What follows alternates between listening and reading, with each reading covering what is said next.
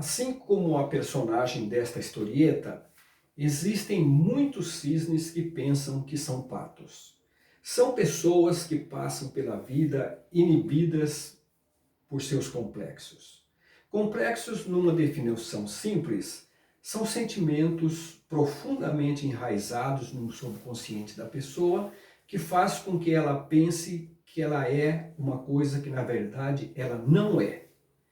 Os complexos impedem que a pessoa reconheça plenamente seus talentos, as suas qualidades, ou seja, o seu potencial.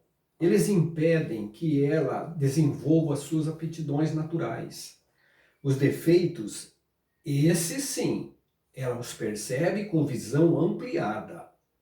Tipos de complexos. Há muitos tipos de complexos. De inferioridade, de feiura, de burrice e incompetência, de timidez, de ser baixinho, de ser muito alto, de ser gordo, por ser magro, uma variedade enorme de complexos. Vamos nos ater apenas ao complexo de burrice, muito comum. Os psicólogos o denominam complexo de inadequação. Este é um dos mais graves, porque inibe quase que totalmente a pessoa, a vítima deste complexo, deste sentimento, de desenvolver sua potencialidade. Os complexos de magreza, de ser baixinho, de ser muito alto, de ser gordo, eles causam frustrações, talvez durante toda a vida do indivíduo, mas não impede de desenvolver o seu potencial. E o complexo de burrice, ele está intimamente ligado ao de inferioridade, a baixa estima, causando uma doentia sensação de incompetência e inabilidade para exercer até mesmo atividades que seriam consideradas extremamente simples, se a pessoa tivesse consciência de seu potencial. Origem. Geralmente este complexo tem origem na infância, sob a influência dos pais, irmãos e parentes que vivem em contato constante com a criança. Para ela, as primeiras pessoas que ela percebe como autoridade sobre sua vida e que, portanto, passam a ela as primeiras impressões sobre ela mesma, sobre o que ela é, são os pais. A percepção que os pais aparentam ter sobre ela é a primeira imagem que ela tem de si própria. Não é o que os pais realmente pensam dela. É aquilo que aparenta que os pais pensam dela. Aquilo que parece que os pais acham dela. Não quero apenas citar os casos drásticos de pais grosseiros, ignorantes, que xingam os filhos de coisas do tipo: você é um burro, você não presta para nada, você não será nada quando crescer. E afirmativas absurdas desse tipo. Há muitas maneiras de pais amorosos e atenciosos e desejosos do sucesso de seus filhos, mas apesar disso incutirem em suas cabecinhas sentimentos que os diminuem aos seus próprios olhos. São comentários como: eu já te ensinei isso 3 vezes e você ainda não aprendeu. Você errou isso de novo. Você faz tudo errado. Não posso confiar em você. E muitas outras observações que fazem a criança acreditar que há algo de errado com ela. Se ela não se percebe exatamente como burra, mas passa a acreditar que tem dificuldade de aprender, ou não aprende com agilidade, que seria natural. E não apenas com palavras, mas com tom de voz, os pais passam esses sentimentos negativos aos filhos. Por exemplo, quando o pai vai ajudar o filho num exercício de aritmética e demonstra impaciência. Outro fator muito importante é a influência dos amigos e coleguinhas. A criança não os reconhece como autoridade, mas, dizia Hitler, toda grande mentira, depois de repetida muitas vezes, torna-se uma grande verdade. Assim, As coisas depreciativas que outras crianças repetem continuamente acabam por tornarem-se verdades na cabeça da criança. Professores e instrutores mal preparados também auxiliam em muito a inculcar o complexo de inadequação na mente de uma criança. Consequências: não valoriza, não reconhece seus talentos naturais. Com o escruncho da história, que ele não aceitava que era capaz de voar. A vítima do complexo de burrice não consegue reconhecer que tem alguma aptidão especial, ou um talento fora do comum para exercer alguma atividade, ou mesmo que reconheça, ela tem grande dificuldade em desenvolvê-lo. É como uma pedra bruta que necessita ser lapidada, porém passa a vida como tal, como pedra bruta, porque não se dá a chance de se transformar em um diamante brilhante e valioso. Se ela possui uma inclinação natural para a música, por exemplo, ela se compara com pessoas que aparentemente são melhores que ela, não considerando que elas possam ter anos e anos e anos de treinamento, de experiência acumulada. Exemplificando com uma criança de 10 ou 12 anos que demonstrou desde tenra idade aptidão para desenho. Ela vai toda contente e mostra uma de suas figuras aos seus parentes. O parente olha e elogia, dizem que o desenho está incrivelmente bonito. E a criança sai toda satisfeita, olhando, orgulhosa o seu feito. No entanto, antes de sair do ambiente, ela ouve um adulto dizer: mas desenhar é o fulano. Ah, aquele sim desenha maravilhosamente bem. Ele retrata uma paisagem que parece uma foto. Ele desenha uma pessoa, na hora você reconhece quem é. Aí a pobre criança olha para o seu desenhinho, evidentemente muito inferior aos desenhos do tal fulano que ela nem conhece, nem sabe quem é, nunca viu nada do que ele fez, e pensa: ah, aquele sim, aquele deve ser um desenhista e tanto. Eu sou medíocre, ela pensa consigo mesma. Meu talento dá apenas para o gasto, só para me divertir, fazer gibizinhos. E ela cresce com a ideia de que jamais poderá exercer sua arte profissionalmente. Dá para brincar com os amigos, porém jamais usufruir financeiramente de seus desenhos. Ela não tem condições de analisar e perceber que o tal fulano talvez seja uma pessoa de 40 anos de idade, muitos cursos feitos, muitos anos de experiência acumulada, ao passo que ela ainda está engatinhando. Ela não faz essas considerações, apenas retém o conhecimento que captou pelas observações das pessoas, dos adultos, parentes, que indicam que ela é apenas um desenhista medíocre, um pouco acima do nível daqueles que só fazem rabiscos. Nem ao menos lhe passa pela cabeça que essas pessoas estão totalmente despreparadas para exercer a função de crítico de arte. Geralmente elas nada entendem, não entendem nada do assunto. Às vezes aquele desenho que ela disse que é excelente, de ótima qualidade, é um desenho todo cheio de defeito, um desenho que não segue as regras da...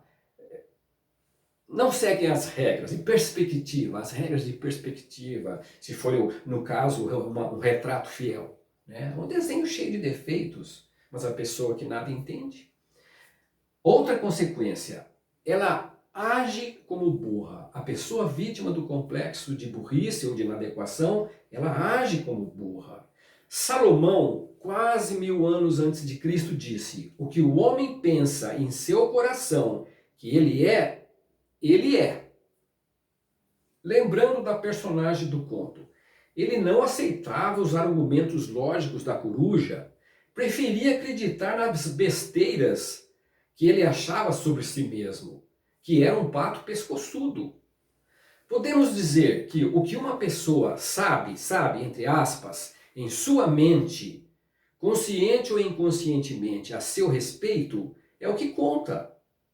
Se uma pessoa biologicamente é inteligente, mas ela acha que é burra, então ela acaba realmente sendo burra, porque ela age como burra. Não adianta alguém com argumentos lógicos tentar convencer o burrão de que ele é tão ou mais inteligente do que os outros.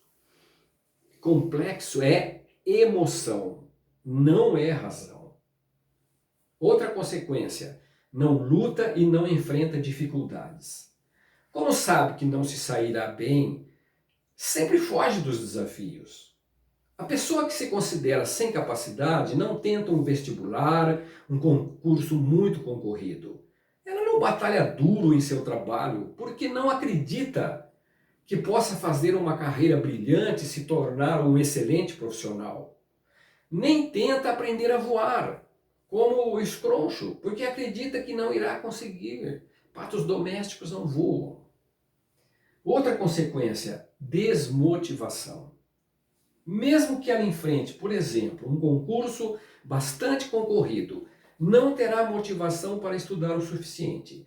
Suponhamos que um burro, entre aspas, um que se considera burro, e um amigo inscrevem-se para um concurso bem disputado. O amigo que se julga em igualdade de condições com os outros estuda 4, 5, 6 horas por dia, enquanto que o burrão estuda 1 hora ou pouco mais, porque ele não acredita que advirá a recompensa de seu esforço.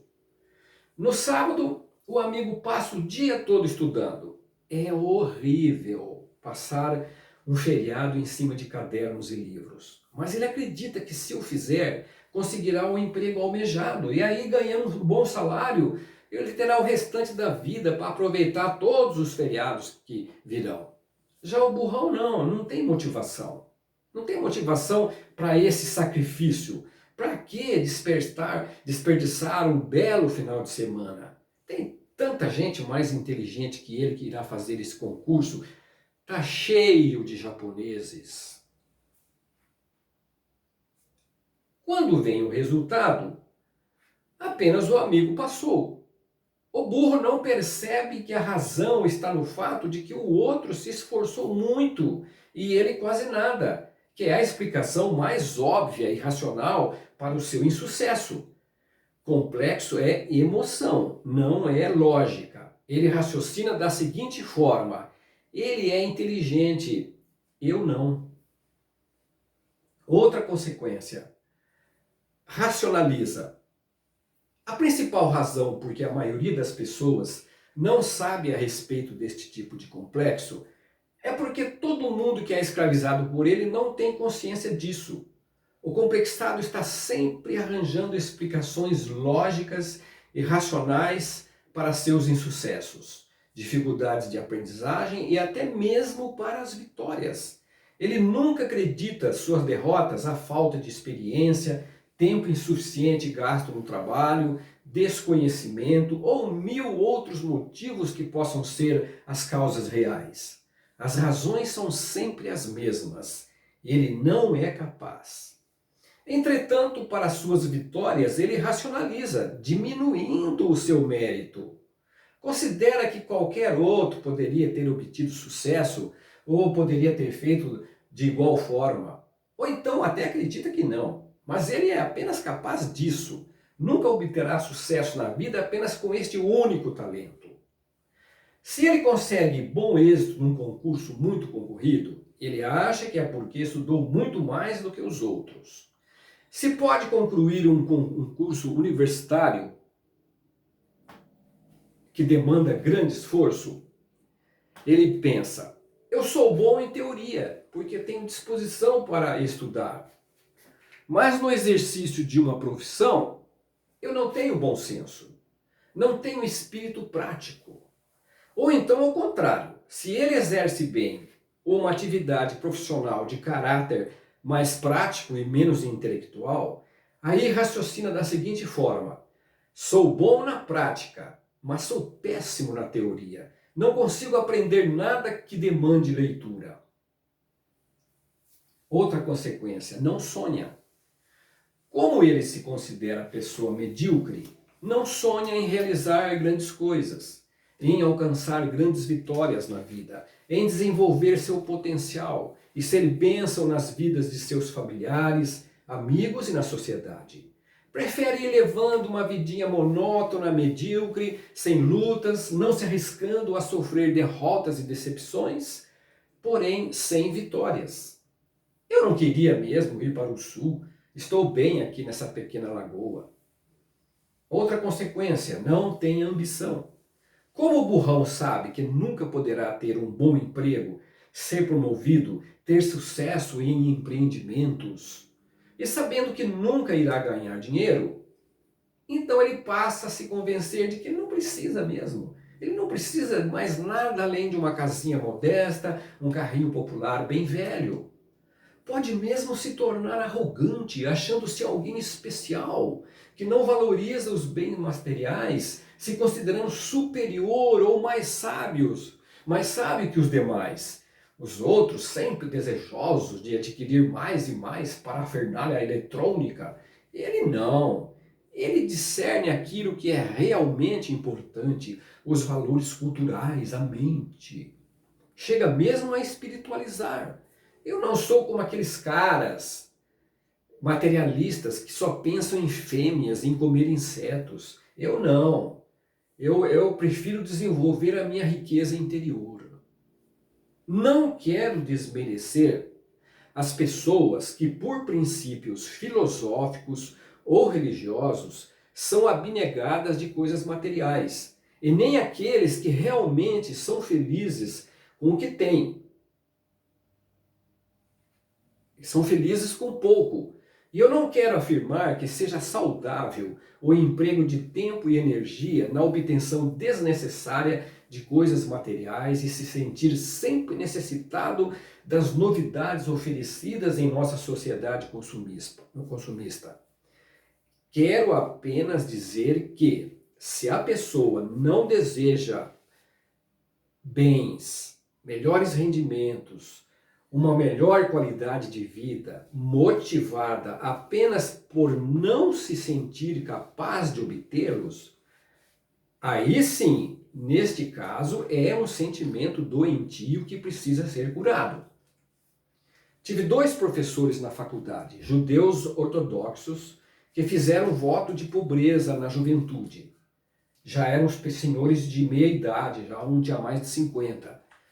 Eles entregavam tudo o que ganhavam a entidades beneficentes com as quais estavam envolvidos. No entanto, eram excelentes profissionais e exigiam receber a gratificação merecida de seu trabalho. Um deles, João Breve era consultor da NASA no Brasil. Ele tinha um excelente salário, mesmo que ele desse tudo para as entidades. Quão melhor é para a sociedade que pessoas que amam e praticam a justiça tenham altos rendimentos. Melhor do que aquelas cujo dinheiro não beneficia ninguém e ele só dá a esmola daquilo que sobra. Cura. Ela existe, mas demanda tempo, vontade de ser curado e persistência. Para se iniciar um processo de cura, é necessário primeiramente que a pessoa reconheça que ela não nasceu fisicamente menos apta a enfrentar as dificuldades da vida, porém que tem um problema emocional, um complexo. A partir daí acontecem 3 coisas. Primeira, ele sabe que tem cura. Se o burro reconhece que ele não tem o cérebro menor, não tem neurônios a menos, nenhuma deficiência de ordem biológica, e sim um problema emocional, ele aceita que a cura é possível. Segunda, dúvida sobre a burrice. Antes ele racionalizava para justificar que era burro, mas agora, se ele não passa a acreditar imediatamente que é inteligente, pelo menos ele passa a ter dúvidas a respeito de sua burrice. Ele começa a racionalizar da forma inversa. Se vai mal em uma prova, ele pensa, não estudei o tempo suficiente. Se estudou, ele justifica, não estudei com método. Se estudou o tempo suficiente, estudou com método e mesmo assim foi mal, aí ele pensa, aquela gripe que eu tive há umas 3 semanas atrás prejudicou o rendimento do meu estudo. Eu ando com os pensamentos meio lerdo. Terceira, ele busca a cura. Assim, imbuído deste novo sentimento, ele é motivado a buscar a cura, mesmo que ela lhe demande tempo e energia e persistência. Para que haja um processo de cura interior, são necessários 3 fatores muito importantes. Primeiro, psicólogo. É importante a orientação e ajuda de um profissional da área de psicologia que vai orientar o paciente a trabalhar seus sentimentos, seus pontos fortes e ensiná-lo a encarar com naturalidade suas limitações. Entretanto, se não for possível, não se deve desanimar, porque o processo curador pode acontecer apenas através de outros fatores que também são muito importantes. Desenvolver a autoestima. É possível, através de leituras, de frequência a uma igreja que trate com seriedade o assunto, por meio de uma mudança gradual de atitudes no trabalho, no estudo, nos afazeres do dia a dia, desenvolver uma autoestima, uma autoimagem melhor. O complexado inicia uma mudança comportamental em sua maneira de trabalhar, de estudar, de encarar a si mesmo e a sua forma de enfrentar desafios. Passa a enfrentá-los e não mais a fugir deles.